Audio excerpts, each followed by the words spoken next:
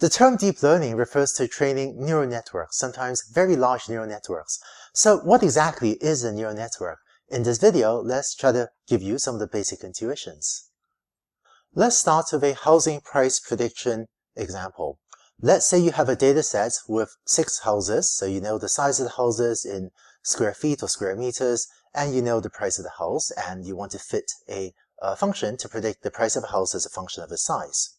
So if you're familiar with linear regression, you might say, well, let's fit a straight line to this data. So, maybe you get a straight line like that. But to be a bit fancier, you might say, well, we know that prices can never be negative, right? So instead of a straight line fit, which will eventually become negative, let's bend the curve here. So it just ends up 0 here. So this thick blue line ends up being, your function for predicting the price of a house as a function of its size, whereas 0 here, and then there's a straight line fit to the right. So you can think of this function that you've just fit to housing prices as a very simple neural network. It's almost the simplest possible neural network. Let me draw it here. We have as the input to the neural network the size of a house, which we want to call x. It goes into this node, this little circle, and then it outputs the price we're going to call y. So this little circle, which is a single neuron in a neural network, implements this function that we drew on the left. And all that the neuron does is it inputs the size, computes this linear function, takes a max of 0, and then outputs the estimated price. And by the way, in the neural network literature, you see this function a lot. This function which goes at 0 at some time and then takes off as a straight line.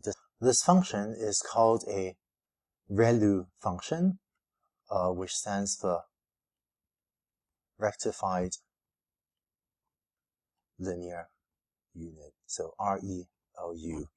And rectified just means taking a max of 0, which is why you get a function shape like this. You don't need to worry about ReLU units for now, but it's just something you see again later in this course. So if this is a single neuron neural network, really a tiny little neural network, a larger neural network is then formed by taking many of these single neurons and stacking them together. So if you think of this neuron as being, like a single Lego brick, you then get a bigger neural network by stacking together many of these Lego bricks. Let's see an example. Let's say that instead of predicting the price of a house just from its size, you now have other features. You know other things about the house, such as the number of bedrooms, which we want to write as pound bedrooms.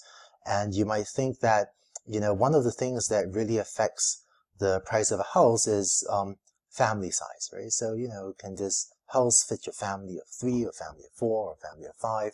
And it's really based on the size in square feet or square meters and the number of bedrooms that determines whether or not a house can fit your family's family size. And then maybe the zip code in different countries is called the postal code, right, of the house. And the zip code maybe is a feature that tells you, walkability. So is this neighborhood highly walkable? Can you just walk to the grocery store and walk to school, or do you need to drive? So some people prefer highly walkable neighborhoods. And then the zip code, as well as, the wealth maybe, tells you, right, certainly in the United States, but some other countries as well, tells you how good is the school quality. So each of these little circles I'm drawing can be one of those ReLU, rectified linear units, or some other slightly nonlinear function, so that based on the size and number of bedrooms, you can estimate the family size. Based on zip code, estimate walkability. Based on zip code and wealth, you can estimate the school quality. And then finally, you might think that, well, the way people decide how much they're willing to pay for a house is they look at the things that really matter to them, in this case, family size, walkability, and school quality, and that helps you predict the price. So in this example, X is all of these 4 inputs, and Y is the price you're trying to predict. And so by stacking together a few of the single neurons or the simple predictors we had from the previous slide, we now have a slightly larger neural network. Part of the magic of a neural network is that when you implement it, you need to give it just the input x and the output y for a number of examples in your training set, and then all these things in the middle, it will figure out by itself. So what you actually implement is this, where here you have a neural network with 4 inputs. So the input features might be the size, number of bedrooms, the zip code or postal code, and the wealth of the neighborhood. And so given these input features, the job of the neural network will be to predict the price y. And notice also that each of these circles, these are called hidden units in the neural network, that each of them takes as input all 4 input features. So for example, rather than saying this first node represents family size, and family size depends only on the features x1 and x2, right? Instead, we're going to say, well, neural network, you decide whatever you want this node to be, and we'll give you all 4 input features to compute whatever you want. So we say that the layers, that is this input layer and this layer in the middle of the neural network, are densely connected because every input feature is connected to every one of these circles in the middle. And the remarkable thing about neural networks is that given enough data about x and y, given enough training examples with both x and y, neural networks are remarkably good at figuring out functions that accurately map from x to y. So that's a basic neural network.